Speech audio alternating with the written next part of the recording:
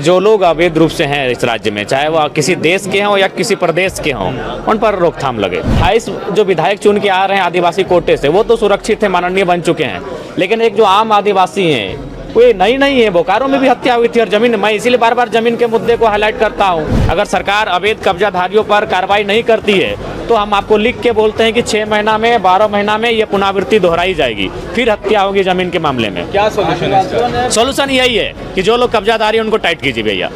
कब्जा करेंगे और यहाँ कब्जा भी करेंगे, यहाँ आदिवासी मूलवासी की छाती में चढ़ के इनका मर्डर भी करेंगे और ये कानून आपको खुली छूट दे के रखेगा, तो टाइट करने की आवश्यकता है। गिरिडीह की घटना की मैं भर्त्सना करता हूँ और सरकार उसकी जांच करे और दोषियों पे कड़ी से कड़ी कार्रवाई करे।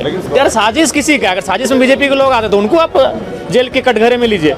साजिश कोई कर रहा है, इसका मतलब क्या है कि आप उस पर कार्रवाई नहीं करेंगे क्या? होली मतलब देखिए, आप माननीय विधायक बनने के बाद आप होली का एंजॉय नहीं कर सकते। क्षेत्र में बहुत सारी घटनाएं घटी, उसी में व्यस्त रहे। गिरिडीह का जो घटना है, गिरिडीह घटना है, उसको कैसे देख रहे हैं? जी उस पे उसकी हम निंदा करते हैं, भर्त्सना करते हैं और हम राज्य सरकार से ये मांग करते हैं कि जो लोग भी दोषी हैं उनकी जांच हो और उन पर कार्रवाई हो, ताकि भविष्य में इस प्रकार की घटना ना घटे।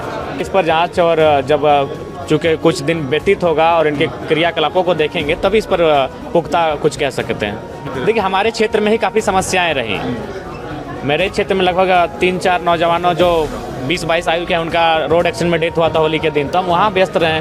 मेरा भी क्षेत्र है, वहाँ समस्या से हम घिरे रहे, तो वहाँ जाने का अवसर नहीं मिला। जब जाएंगे तो समझेंगे परिस्थिति को। अच्छा, ये निशिकांत दुबे संथाल के कुछ जिलों को मिलाकर के अलग राज्य की मांग कर दी है संसद में, आपको क्या लगता है वो कितना? देखिए उसके लिए उनका जो, चूँकि सांसद है, 3 बार के सांसद हैं, तो जो भी बात कह रहे हैं उनका अध्ययन करने की आवश्यकता है। आपको पिछले 20 साल का रिपोर्ट कार्ड उठाने की आवश्यकता है कि उस समय वोट का रेशियो क्या था, उस पर क्या प्रभाव पड़ा है, कोई ऐसा घुसपैठ हुआ है क्या, तो ये अध्ययन करके इस पर चर्चा करना चाहिए। सवाल नहीं, लेकिन मेरा ये कहना है कि जो लोग अवैध रूप से हैं इस राज्य में, चाहे वह किसी देश के हों या किसी प्रदेश के हों, उन पर रोकथाम लगे। इसके लिए संथाल परगना में जाके हमें कुछ दिन व्यतीत करना होगा, वहाँ की हवा को जानना होगा, तभी आप पुख्ता कुछ कह पाएंगे। देखिए हमने शुरू में ही कहा है कि 28 जो विधायक चुन के आ रहे हैं आदिवासी कोटे से, वो तो सुरक्षित है, माननीय बन चुके हैं, लेकिन एक जो आम आदिवासी हैं वो नई नहीं है। बोकारो में भी हत्या हुई थी और जमीन, मैं इसीलिए बार बार जमीन के मुद्दे को हाईलाइट करता हूँ।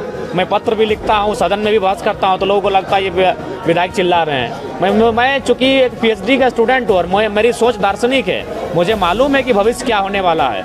पहले कोयला को मामले को लेकर हमारी हत्याएं होती थी, अब जमीन के विवाद में हमारी हत्याएं होंगी। इसको आप लिख के ले लीजिए। अगर सरकार गंभीर नहीं होती है, अगर सरकार अवैध कब्जाधारियों पर कार्रवाई नहीं करती है, तो हम आपको लिख के बोलते हैं कि 6 महीना में 12 महीना में ये पुनरावृत्ति दोहराई जाएगी, फिर हत्या होगी जमीन के मामले में। क्या तो कब्जाधारी उनको टाइट कीजिए भैया।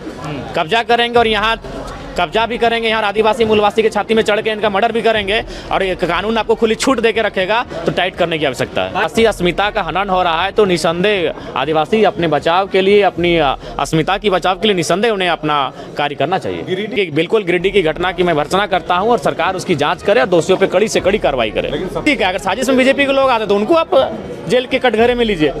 साजिश कोई कर रहा है, इसका मतलब क्या है कि आप उस पर कार्रवाई नहीं करेंगे क्या? कोई भी है समय